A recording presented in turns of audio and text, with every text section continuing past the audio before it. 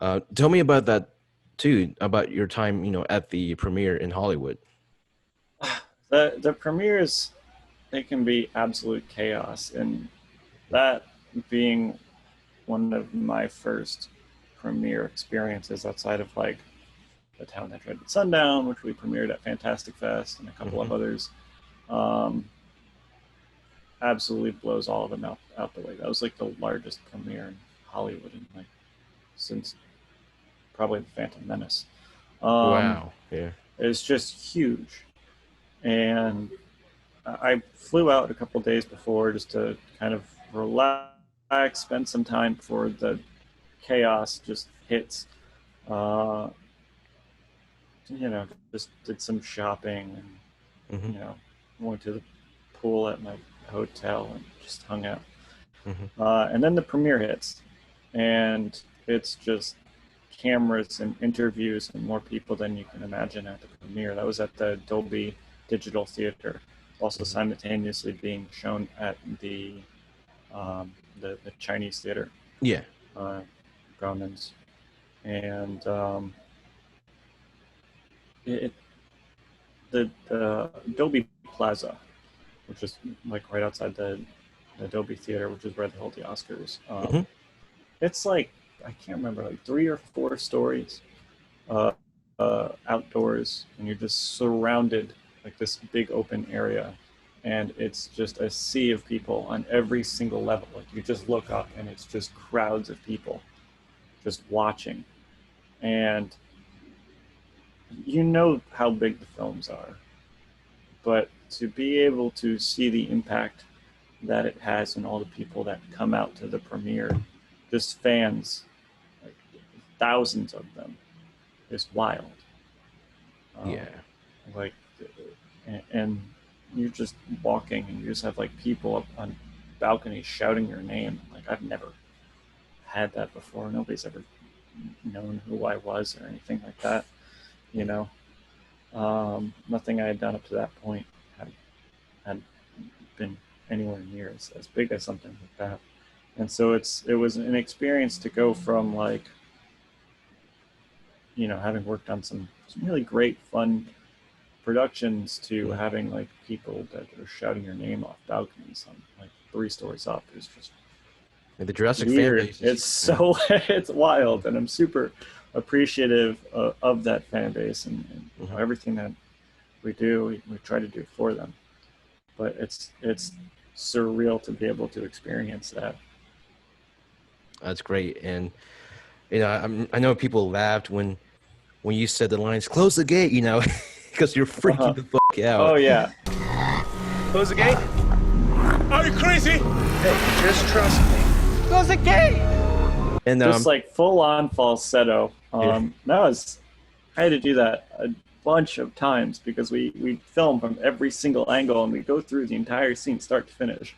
Hmm. So I'm like screaming in falsetto for an entire week.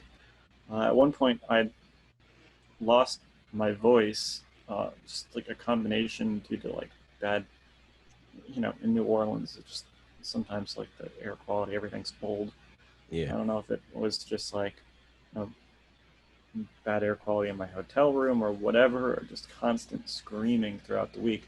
But one of our last film days for that scene, I had completely lost my voice, and like, I drinking tea with honey and doing everything I can, emergency packets, just trying to get my voice through that couple takes of dialogue that I knew I had coming up. Just the strain that took just that one little line there, Yeah. just completely did me in.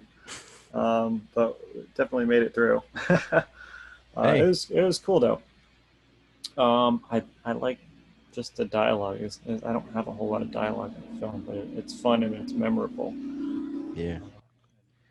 So both of your scenes Yes. are funny though. Like you seen close the gate, and then the second scene when you have the controller, and you're like the opposite. You want to open the gates in the Mm-hmm. second scene.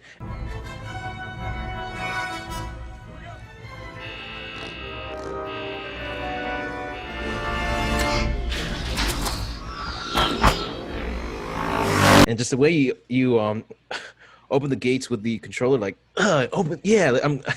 Yeah, That's great. it's a little over the top and dramatic, but for me, it's like I visualize the character very much as just a kid, Hmm. you know. And this scene, like the scene where I'm opening the gates, it's like now I've got to put my big boy boots on. Now this is big, Yeah. and that's just kind of the way that I approached it. Where he's like he's it's still in way over his head, but he thinks he's got this. Hmm. He really doesn't, but This is your he's time to. trying. This is your time to prove yourself to everyone that you can Uh-huh. you can do I this. can do this. Yeah. Of course, half the people that I'm looking at, looking around at, are going to be dead in the next 5 minutes. Spoiler alert, anyone. I think everybody watching this will have seen it at least once by now. But Yeah, it's been 5 years now, and they haven't seen. Yeah, they're missing now, and it's not our Mhm. fault if we said any spoilers. Huh? Sorry, not sorry. Yeah. but but yeah, it's no, that was great. Those two scenes were outstanding, and they're one of my favorite scenes. In the entire movie. Briefly, tell me about you working on Star Wars Battlefront. I know it's not Jurassic. Yeah. It's off topic, but I It's like to hear it because I love Star it's Wars too. So there are two major franchises that I love.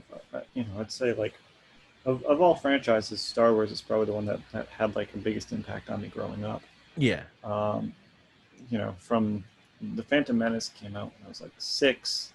That Mhm. was about when my dad showed me all the original Star Wars trilogy, and then Phantom Menace came out. I was already like, Star Wars is awesome. But when the Phantom Menace came out, the lightsabers, just the characters, the world building that the films created, um, I really enjoyed it, particularly the sword choreography. Yeah. That was just like a mesmerizing, masterful dance. And what the stunt coordinator Nick Villar did with those films is it's true. They're truly like masterpieces of sword work. It's dance choreography. You have to look at it completely separate. It's not just sword fighting. These are characters performing a dance, and that to me, I just like latched onto as a kid. Toy lightsabers and the works. Uh, Fast forward to when I was about 11 or 12. At my school, they kind of asked us like what kind of sports would we want to have in this like small charter school called Highlander that I went to in Providence, Rhode Island. And I wanted to try fencing. And so the um, kind of the PE director, um, he went out, and the school managed to get fencing coaches Hmm. to teach us fencing at the school, and I loved it. Um, we had the little camp that we had in school. Hmm. I took the fencing class like a couple different times and had a lot of fun with it. And I followed up with the school that came to us, teach us, which is the Rhode Island Fencing Academy and Club, Hmm. um, which at the time I wasn't aware, but they are without a doubt one of the most reputable fencing schools in the world, led by Alex Ripa, who is the head coach at Brown University and used to coach at Harvard, and um, truly, uh, in my opinion, the best fencing coach in the world. And the staff at RIFAC is they're it. Like as far as I'm concerned, their methodology of not just fencing but in life, like they really help people grow. And so I started fencing at RIFAC and started fencing competitions and international competitions. Like, um, they bring in people from Italy for us to fence, and so I had this very worldly experience of sword fighting, where I just fence people all around the country and go to summer nationals and junior Olympics, and I was a very serious competitor from a very young age in fencing. And so, moving on, went to high school in Florida, still stayed fencing, Hmm. competing, traveling. Um, that gave me a very strong background in sword fighting. Hmm. When I was in New Orleans, I had started doing stunt work and films, and there was a comic convention. The Wizard World New Orleans is coming, and they brought in Nick Gillard, who's the Star Wars stunt coordinator, Hmm. and they were teaching classes in lightsaber choreography. Nick was teaching like very like small group classes, the actual choreography from the Star Wars films, and I was like, "That's great. Where do I sign up? I want to go and learn the choreography from Star Wars from the person who like the brains behind it, the person who invented the prequel style, who brought it from the trilogy style, and then like what he did with the like Bob Anderson and the work that they originally had on Hmm. the Star Wars originals. He took it to a whole new level. Yeah, with martial arts. Um, yeah, it was. He took what we saw in the originals is you know the Jedi with what was left of them and untrained. And, Hmm. what we have in the prequels is the Jedi at their height.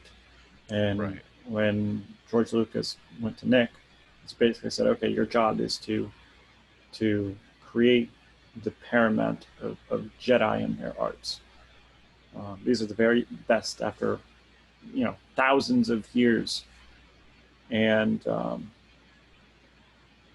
what he created was truly unique. It was less about sword fighting and as much about bringing tennis and golf and dance into this masterful style that we know as Hmm. the Star Wars prequel fights.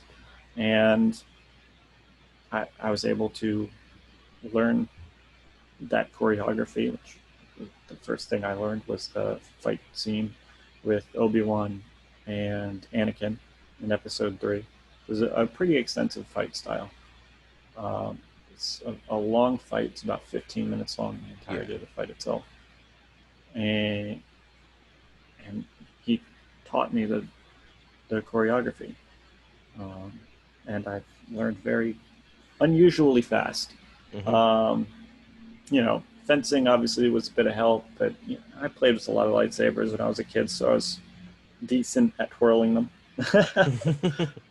There's less of a similarity between fencing and lightsabers, but uh, however it was that I was able to learn and keep up with it in the way that I was able to. It caught Nick's eye, and so he started to bring me along to various comic conventions, and I would kind of assist him and teach these classes, and we would give Okay. demonstrations, and eventually he would send me off to go and do Mythbusters and Star Wars Yes. Battlefront. And so that's, while it's relative to filmmaking, Hmm. um, the work that I've done with Star Wars and with Nick, it's very separate. It did not come from acting. It did not come from my work, like my stunt work or anything. It was fully separate. Um, and so even though it's the same industry, they're almost like two separate things that Yeah. I've had my hands in. And they were a lot of fun. In the Star Wars community, to be a part of that is incredible. To travel around, to meet fans from all over the world, to go to, I would, right now we can't go anywhere, but to Yeah. go out to Star Wars Celebration, and I was there in San Diego where we released the trailer and premiered Star Wars Battlefront. Hmm. Um, I spent a lot of time there with Peter Mayhew, um, the Yeah. late actor who played Chewbacca, who Hmm. was a wonderful friend. Um, his entire family, the Mayhews, they're just amazing people. And the community that they've built and the 501st has built to be able to meet people from Peru and Japan, Russia, Ireland. You have the 501st community that they travel every year to Star Wars Celebration to meet these fans and see the impact that these fan organizations have had on their lives, on the lives of other people, the charity work that they do. Mhm. That there's nothing else like that. That's the Star Wars fan base has built something that is bigger than Star Wars itself. And no Yeah, matter what happens with the films or anything, you still have that support. You still have that yeah. love, loyalty, and Hmm. just same with Jurassic. I think Jurassic and Star Wars are like the fan base are just completely loyal, Yeah. and so that's a huge deal for you to work on Star Wars and Jurassic Park. Both came out the same year. The Battlefront came out in Hmm. 2015, and just that must have been a hell of a year for you, man. Just Yeah, it you know, was wild. Just a lot of planes and very little sleep. I know we oh did yeah, the when we did the Jurassic World, the films come out and then you basically start flying around doing interviews and going yeah, all over. premieres. We did the premiere in Los Angeles. Hmm. I had the premiere wasn't even the after party wasn't even over. I had to leave because I had to be on a flight in 2 hours. It was 3:30 or 4 o'clock when we were on our way back to our hotel. Hmm. Just to be able to pack my clothes, rush off to the airport, get on a plane, go to Bozeman, Montana, um, where I went to an event at the Museum of the Rockies, which is one of the biggest dinosaur museums. Hmm. That was incredible. Uh, Jack Horner and Yeah, the Museum of the Rockies invited me out to that. I got to see a completely behind the scenes personal look at their archives, their vault of dinosaurs. Um, it's huge. I highly recommend anybody who can, if you're in Montana, go to Bozeman, spend some time at the Museum of the Rockies. It's an incredible facility. I need to keep that in mind because I do love dinosaurs. So I mean, of course, I need Yeah, to next time I go to Montana, I'll put that on the list. yeah, it's incredible. Yeah. Um, and they were very welcoming. It was great to see Jack Horner there. Uh, some of the people know that like Jack Horner has a cameo in Jurassic World where you Yeah. can see him up on the catwalk. Yeah. And so he was there when we were doing all of our day scenes. Hmm.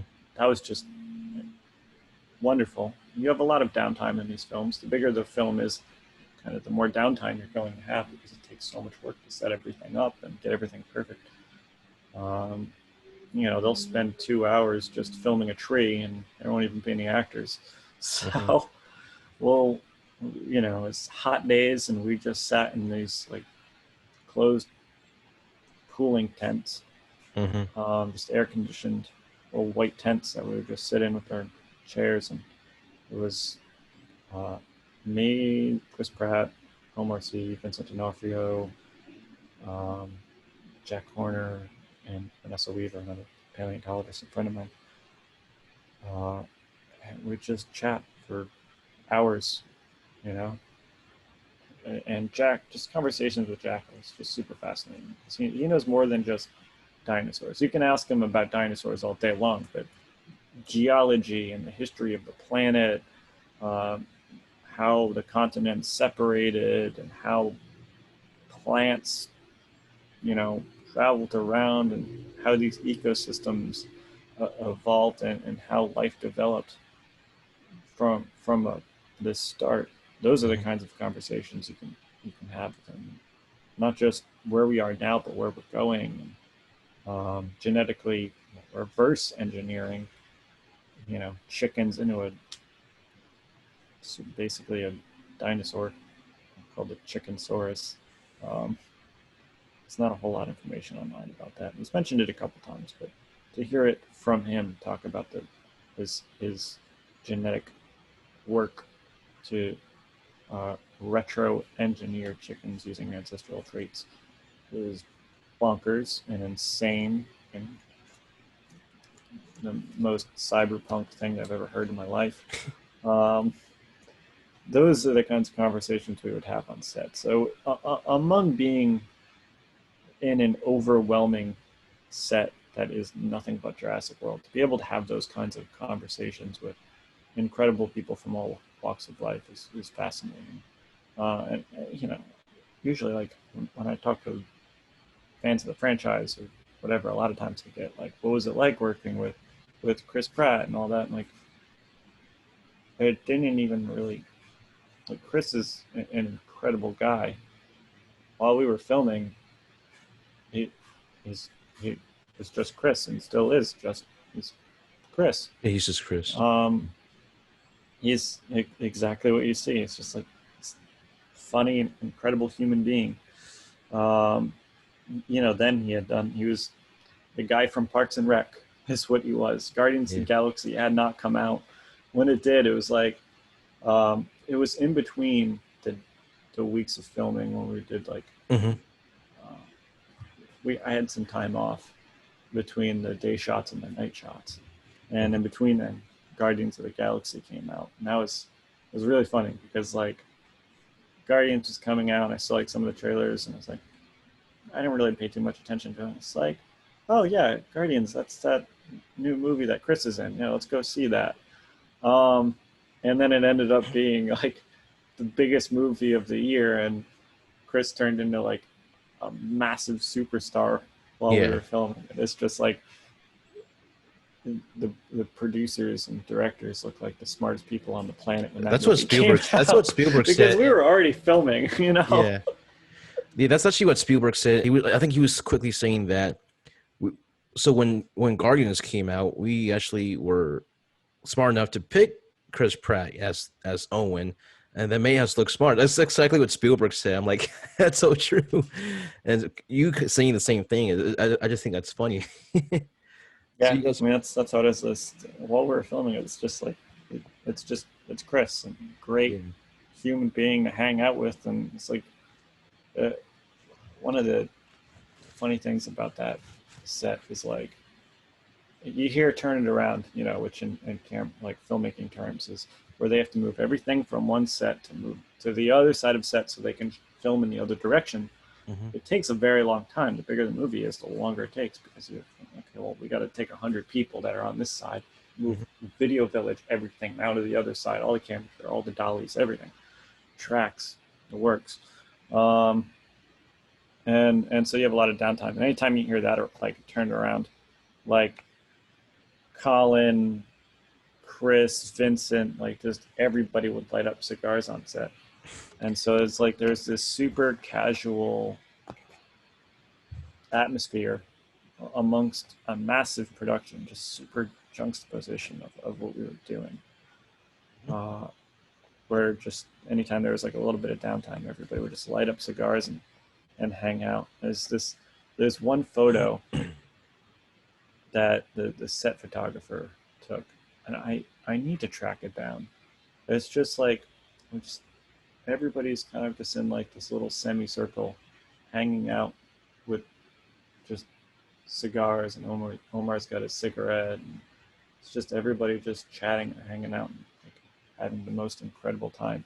And that is like, if you could capture what filming Jurassic was like in a picture, that is the picture. Ooh. In that photo, I had actually they had happened to take it right when I had given Nick Robinson his first cigar that he had ever had. Really? Because I had brought a bunch of like Xeno Platinums to set, and I just like asked if he wanted one because we had like some downtime and he was just hanging out. And so I gave him his first cigar. And so like you even have like Nick in the shot with his cigar, and after that they were doing the take where Nick, Chris, and then it was Ty had already left, because the younger you are, you can't spend as much time on set. So anybody who's not over 18, you have time restrictions of how much time you're allowed to be on set. And so in the car at that point was Kara Mann, who was the photo double for Ty Simpkins. and she's the one who told me this story. I didn't know about it until afterwards. They're filming. They get in the G-Class Jurassic World Mercedes. They're filming. They're driving around, and then like Nick realizes he's in the car and he still has the cigar in his hand, like lit. And so it's like, I still have the like, what do I do? I still have the cigar in my hands. We're rolling, we're filming. The car's moving, and it's just, I think it was like Chris is like, just throw it out the window or whatever. And so there's a take where it's just like a cigar just goes flying out the window in front of the Mercedes. I don't think that, made the shot, and if it did, I'm sure ILM would scrub it out, or Legendary, whoever did that portion of CGI on it. Oh, but that's it's just great. It's really funny how like those are the moments that you live for on set. It's just funny. It's just so much fun to create with very little boundaries. So, and of all the sets I've worked on, that's by far and away the most memorable. We just hung out. It's just a group of friends. I bet, man. I bet that sounds like you guys had a great time. I'm sure you did. It's funny how you went from Jurassic Park to Star Wars. Kind of like who else? So my first interview for this channel, I interviewed Whit Hertford, which is the guy that played the kid from the beginning of the first movie, the 6-foot turkey kid. Yeah. There was a lot of like conspiracy theories that my character was like the grown-up version of his character or something like that. People were saying that.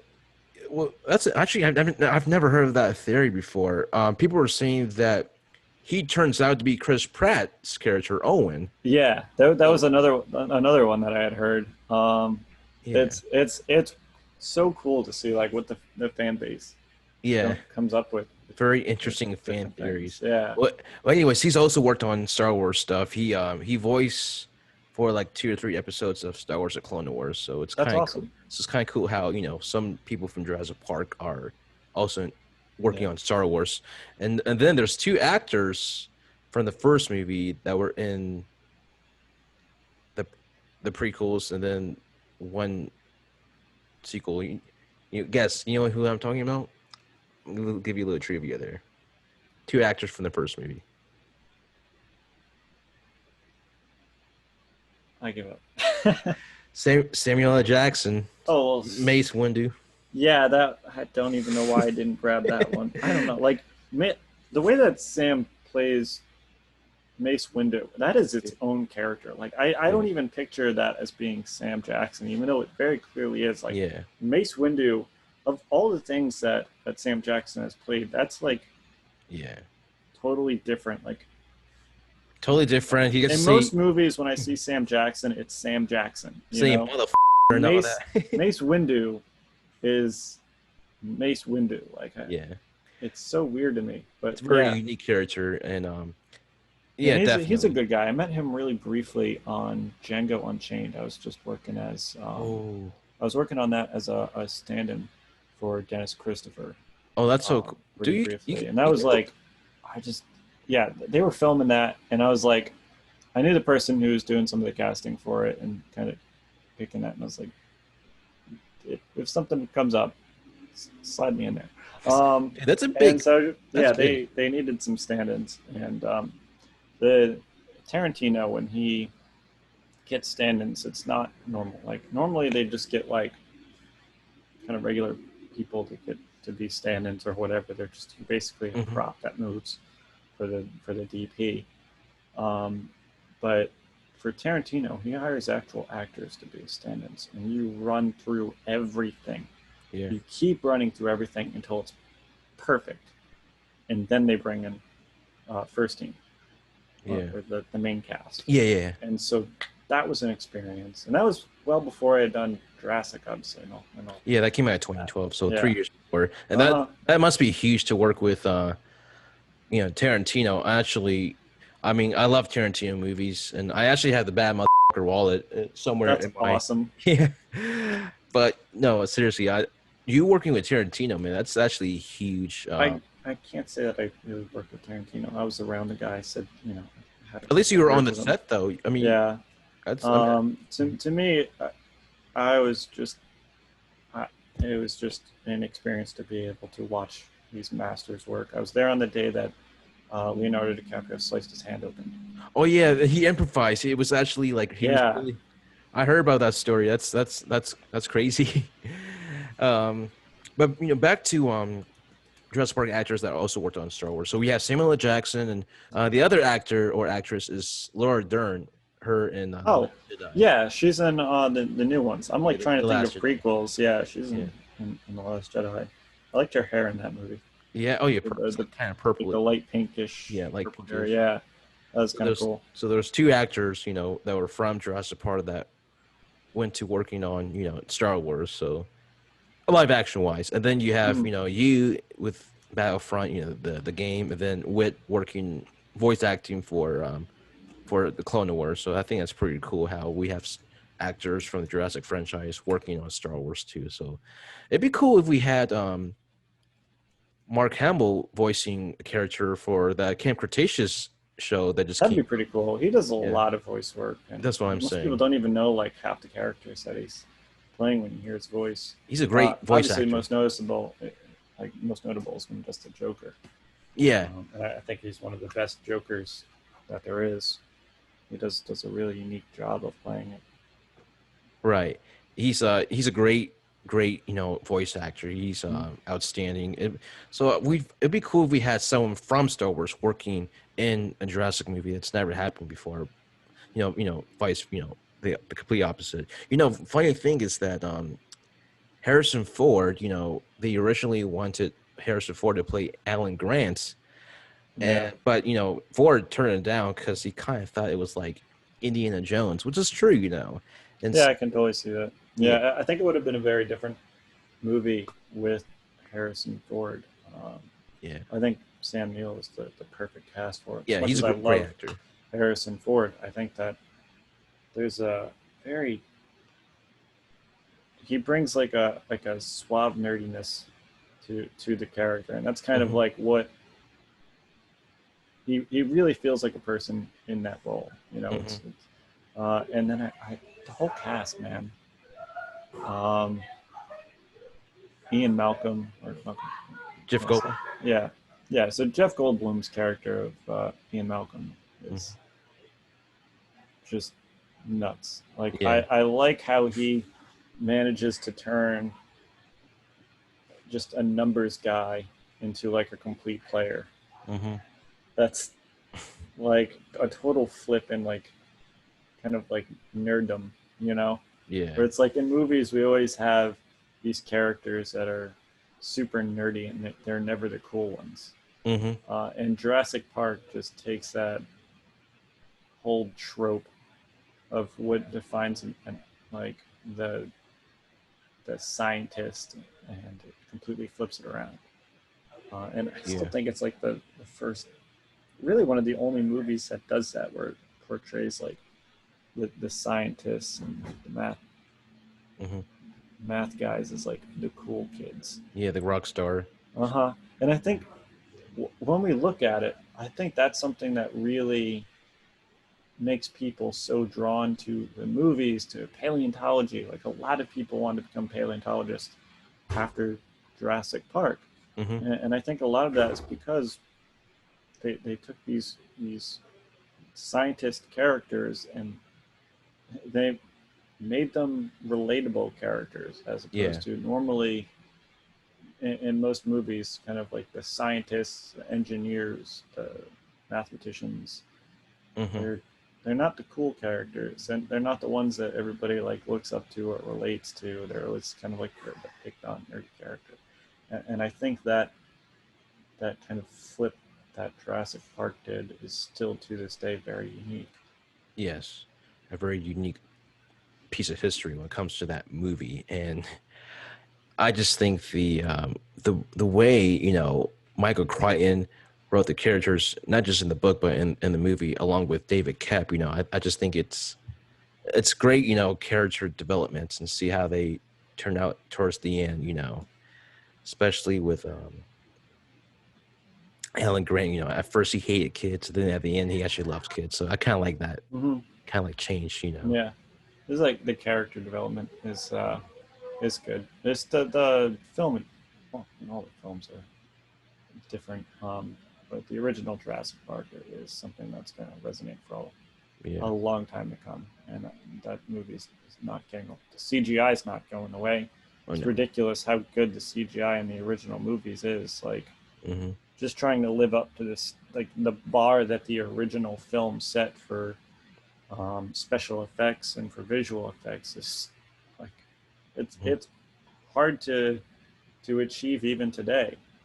Right. And it's amazing what they managed to do with as limited of computer technology as was available back then. Then they were, uh, you know, Lucasfilm was developing technology just to be able to do these kinds of things. They made movies just to be able to test the CGI for other movies. Hmm. I forget what movie it was where they did. It's one of the early ones that had a huge influence on Pixar, actually, um, where they did it was like a sword character. It's like this CGI, almost like 2D glass character. Can't remember the name of it.